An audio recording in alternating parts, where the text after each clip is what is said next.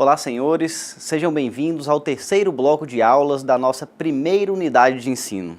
Na aula passada, iniciamos o estudo dos princípios do direito administrativo e, até o momento, vimos os seguintes princípios: o da supremacia do interesse público, o da indisponibilidade do interesse público, esses dois também conhecidos como pedras de toque do direito administrativo, expressão essa, como já falamos, adotada por Celso Antônio Bandeira de Melo e que não raras vezes é encontrada em provas de concursos públicos.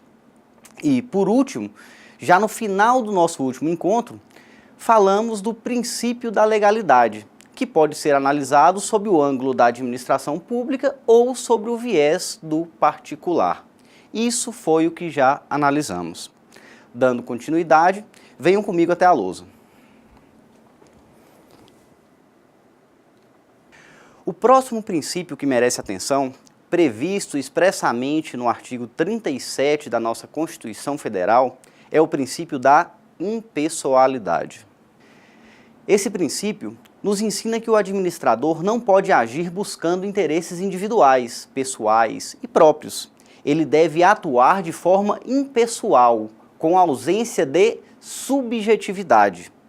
Os atos administrativos, meus caros, precisam ser impessoais. O ato não é da pessoa do administrador, é do Estado, é da pessoa jurídica. Por isso, o administrador deve tratar a todos da mesma forma, sem discriminações, sejam benéficas ou detrimentosas, nem favoritismos e nem perseguições. Os dois institutos jurídicos que representam, por excelência, o princípio da impessoalidade são, primeiro, o concurso público, que nós já falamos, que é a forma utilizada pela administração pública para o provimento de cargos públicos. Seleciona-se através do concurso público e de forma impessoal a melhor mão de obra para prestar a atividade administrativa. E um outro exemplo clássico que também representa o princípio da impessoalidade é a licitação, que nós vamos estudar de maneira pormenorizada mais à frente.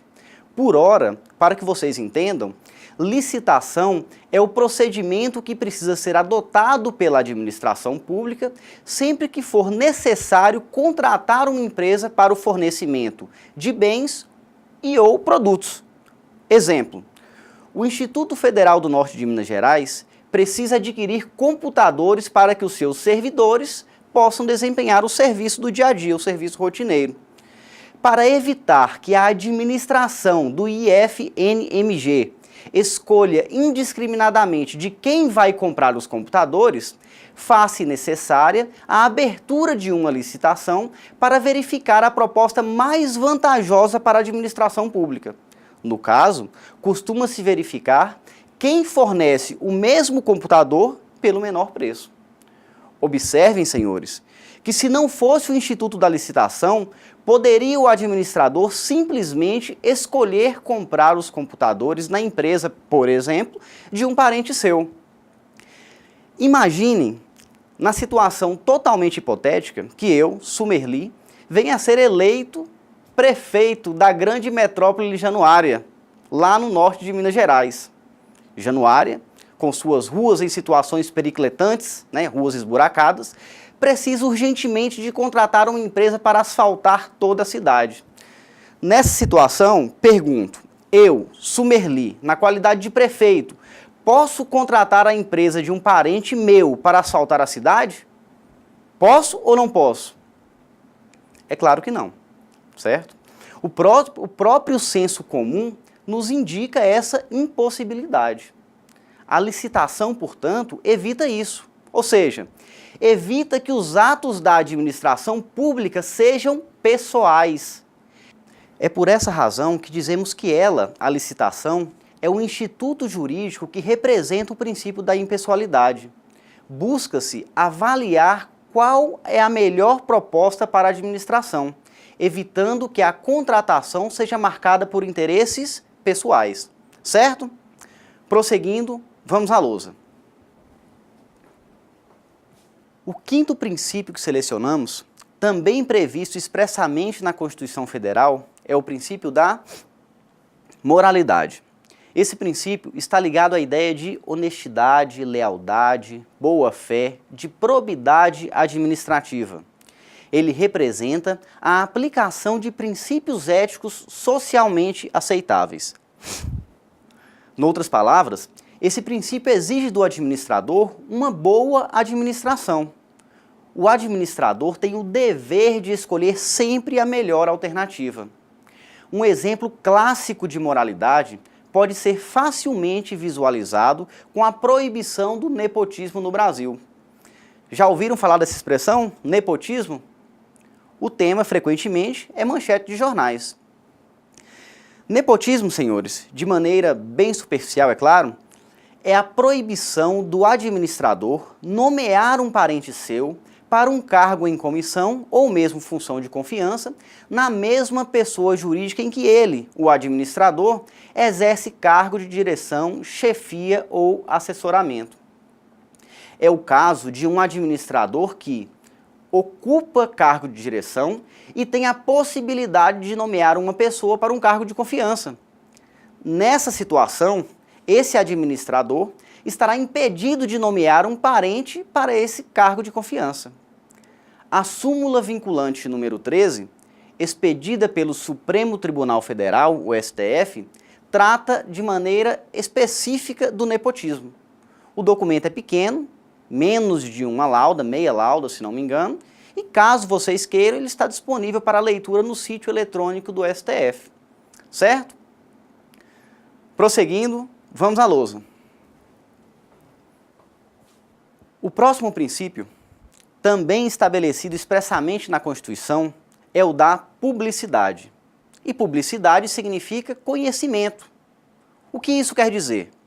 Com ela, busca-se dar ciência, conhecimento dos atos do Estado ao povo. Por isso, nós podemos dizer que a publicidade é também um mecanismo de controle, já que a publicação dos atos do Estado faz com que nós, o povo, tenhamos ciência desses atos e, por via de consequência, isso nos permite controlar tais atos. Em regra, os atos administrativos devem ser publicados. É a ideia de transparência. Contudo, como quase tudo no direito, existem exceções. Casos em que os atos podem correr em sigilo, ou seja, não são públicos.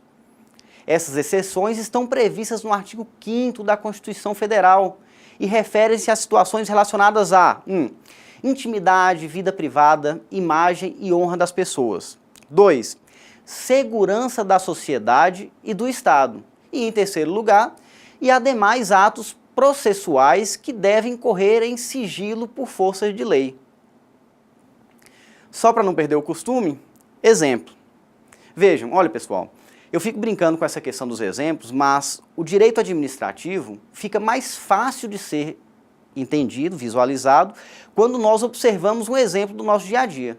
E é por isso que, na metodologia das aulas, eu gosto sempre de exemplificar, trazer uma situação do cotidiano que se adeque àquilo que estamos vendo. Então vamos lá. Exemplo de situação que é exceção do princípio da publicidade. Ações judiciais relacionadas à família. Sendo mais específico, vamos pensar na dissolução dos laços matrimoniais, ou seja, o divórcio. Vocês devem concordar comigo que nem sempre o fim de um casamento ocorre de forma pacífica. Existem diversas questões a serem discutidas, como a guarda de eventuais filhos menores de idade, as temidas pensões alimentícias, a questão da divisão do patrimônio. Nessas situações, a lei prevê que o processo tramite em sigilo, justamente para resguardar a intimidade e a vida privada das pessoas. Ora, nada mais justo, certo? As questões relacionadas à família dizem respeito exclusivamente a ela. Tem até aquele ditado popular: em briga de marido e mulher ninguém mete a colher, ok? Então, recapitulando, a regra é a publicidade, sendo que a mesma é dispensada nos casos previstos em lei, aqueles casos analisados do artigo 5º da Constituição. Pois bem, para encerrar o princípio da publicidade, nós precisamos trazer uma última informação que é extremamente relevante. Prestem atenção. O administrador público tem o dever de publicar os seus atos, mas, com a desculpa de publicar, ele não pode fazer propaganda ou promoção pessoal. Muitas vezes, o administrador, como por exemplo um prefeito, utiliza a publicação como forma de campanha eleitoral. E isso é vedado, isso é proibido. Vejam comigo na lousa o que diz o parágrafo 1º do artigo 37 da nossa Constituição Federal. A publicidade dos atos, programas, obras, serviços e campanhas dos órgãos públicos deverá ter caráter educativo, informativo ou de orientação social, dela não podendo constar nomes, símbolos ou imagem que caracterizem promoção pessoal de autoridades ou servidores públicos. Ao interpretar esse dispositivo da Constituição Federal, que nós acabamos de ler, o Superior Tribunal de Justiça entende que é permitida a propaganda das obras realizadas por uma determinada administração. Por outro lado, é vedado o nome e símbolos que lembrem a pessoa do administrador, vinculando sua imagem à administração. Certo? Comigo na lousa. Para encerrar os princípios previstos na Constituição, vamos passar agora ao princípio da eficiência. A administração pública tem o dever de ser eficiente. Eficiência significa agir com ausência de desperdícios, com economia, com produtividade, com presteza, com rapidez, com agilidade dos serviços administrativos. Em outras palavras, a eficiência deve estar presente tanto nos meios quanto nos resultados. Deve-se gastar o menos possível para se obter o melhor possível. Apesar da função administrativa ter que se pautar pela eficiência, os grandes doutrinadores do direito reconhecem que esse ainda é um dos grandes objetivos a serem atingidos pela administração pública. A falta de recursos e de pessoal dos órgãos públicos nem sempre permite que essa eficiência seja plenamente alcançada. Certo? Bom, senhores, hoje nós estudamos os princípios da impessoalidade, moralidade, publicidade e eficiência. Eu espero que as aulas estejam sendo proveitosas. Não deixem de ler o material de apoio indicado na sala virtual de aprendizagem.